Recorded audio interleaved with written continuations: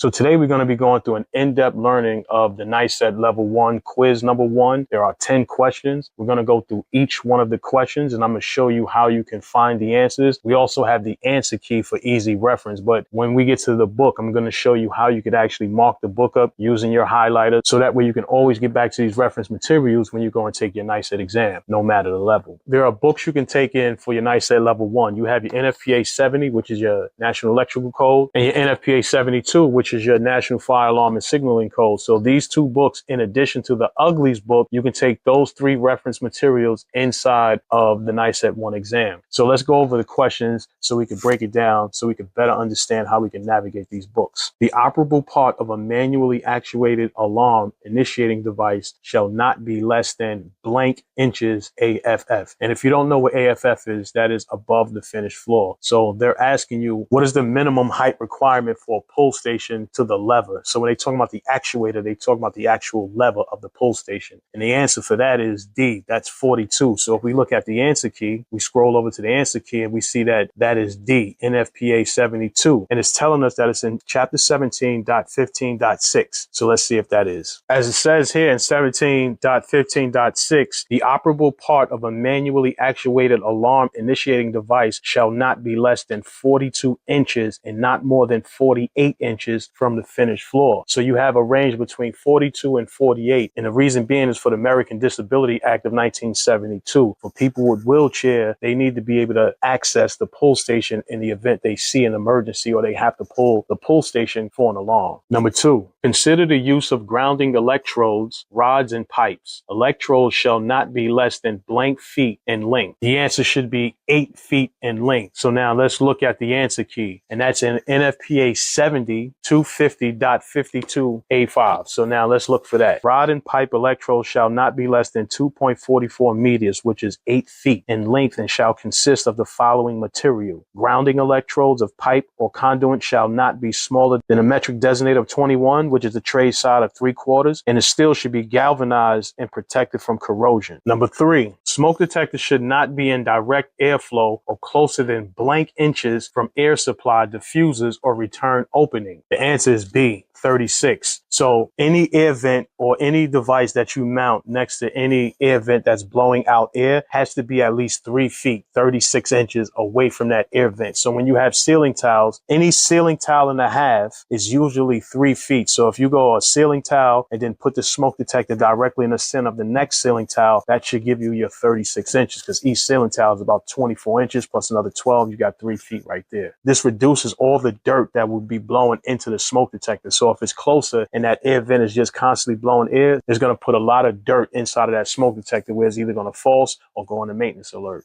So we can find that answer, NFPA 72, A.17.7.6.4.2.2. So as it says, detectors listed for the air velocity present can be permitted to be installed at the opening where return air enters the common return air system. The duct detector shall be installed in 12 inches, 300 millimeters in front or behind opening and space according to the following opening dimension. Number 4, consider the use of visible notifications. Wall-mounted appliances shall be mounted such that the entire lens is not less than blank inches above the finished floor. 80 inches to the center. Now, when they say 80 inches above the finished floor, that's AFF, but they mean to the light, not to the bottom of the horn strobe, not to the top of the horn strobe. That's directly to the center, to the light. So 80 inches above the finished floor, the LED or the strobe light should be. It says wall-mounted appliances shall be mounted such that the entire lens is not 80 inches and not greater than 96 inches above the finished floor, or that the mounting height specified using for the performance-based alternative. So you have a range between 80 and 96 inches to the center of the strobe, LED, or the light, whichever how you describe it. Number 5, consider a 4 by 1.5 inch square electrical box with the use of a 16 gauge conductor. A maximum of blank conductors are permitted in this application. Within inside of this electrical box, you can fit up to 12 conductors. Now let's see why. We have NFPA 70, table 314.16a. Consider a 4.5 inch electrical square box with the use of a 16 gauge conductor. The maximum amount of conductors you can put inside this box is 12. Now it goes to the chart of 314.16a, and a 4 by 1.5 inch square box, if you scale over to number 16 wire, you will see you can have a maximum of with 12 cables inside of that. Number 6, wall-mounted audible appliances shall have their top above the finished floor at a height of not less than blank inches above the finished ceiling at a distance of no less than 6 inches. And the answer for that is C, that's 90 inches. Let me tell you why. So NFPA 72, chapter 18.4.9.1 says, if a ceiling allows and unless otherwise permitted by 18.4.9.2 through 18.4.9.5, wall-mounted appliances should have their tops above finished floors at the height of not less than 90 inches and below the finished ceiling at a distance of not less than 6 inches. Number 7, a blank decibel ambient sound level with a 6-hour exposure time requires hearing protection. So the answer would be 110 decibels. Now it says that's in NFPA 72 Annex .18.4.1.2, and it says here the maximum sound pressure level permitted in a space is 110 decibels. In the 2007 edition, this was reduced from 120 decibels in the previous edition. This change from 120 decibels to 110 decibels was made to coordinate with other laws, codes, and standards. Number 8, spot type heat sensing fire detector shall be located on ceilings not less than blank inches from the side wall. Now you want to think about this. If there is smoke that's covering a room, within the corners of that room, smoke will not be able to get into that room. So at least 4 inches you have to put that smoke detector so that way it can compensate for the dead space in that corner. So let's go and look at the code and see what that says. And that's in NFPA 72 17.6.3.1.3.1. It says, unless otherwise modified by 17.6.3.2.2 or 17.6.3.3, spot type heat sensing fire detector shall be located on a ceiling not less than 4 inches from the side wall or on the side walls between 4 inches and 12 inches from the ceiling. Number 9, while operating an aerial lift, which of the following is not permitted? I want you to select 3 here. The first one is a stabilizer hook, the second one is the grounding pole, and the last one is the insulation mat. This is also coming from the OSHA references, OSHA 29, CFR 1910. So you can also get the OSHA book and also have highlighted material for you for the NICET exam. And number 10, spot type detectors shall be located on a ceiling or side wall no more than blank inches down from the top of the detector. Now this may sound the same as the other question, but that was referring to heat detectors. This is referring to smoke detectors. However, this is a little bit different when it comes to the smoke detector. That is 12 inches for the smoke detector. So let's find that answer inside the NFPA book. And that is taking us to NFPA 72 17.7.4.2.1. Now it says spot type smoke detectors shall be located on the ceiling or if on a side wall between the ceiling and 12 inches down from the ceiling to the top of the detector. So from the top of the detector, if you're going to mount it on the side wall to the top, should be no more than 12 inches. So now that you finished the course number 1, the next step after this is to actually take the live test. I want you to take the test without the answer key, just with everything that you learned here. Now, if you need to review it, you can go ahead and review it as well. But I want you to take the test, get a passing score, and do me this favor. When you pass that NICET exam, I want you to let me know, but more importantly, I want you to let everybody know. Give me a review, send me a video, send me a DM or something that I could post to let other people know that it's actually helping you, so that way I can help the next person as well. All right, so stay tuned for quiz 2 and also the other quizzes for the other NICET exams. I'll catch you in the next video. Peace.